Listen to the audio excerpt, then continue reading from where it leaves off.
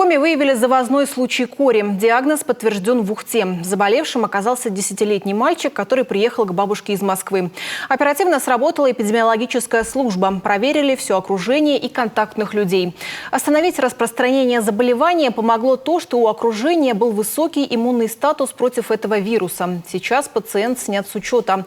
Сегодня эпидобстановку по коре в регионе характеризуют как стабильную. Напомню, в феврале 138 жителей региона сняли с особого контроля по коре.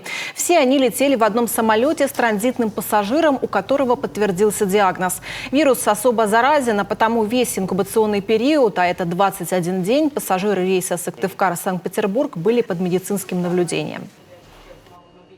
Заболевания довольно-таки грозные, не только тем, что это очень контактная инфекция, в том числе она очень протекает тяжело, с тяжелыми осложнениями. И тяжело болеют особенно взрослые. Это высокая температура, это сыпь, это такие грозные осложнения. Осложнения могут быть самые разные. От энцефалитов, это могут быть пневмонии, это могут быть энцефалиты, это могут быть миокардиты. То есть практически нет, наверное, на сегодня ЦАМ, который бы не поражал данный возбудитель.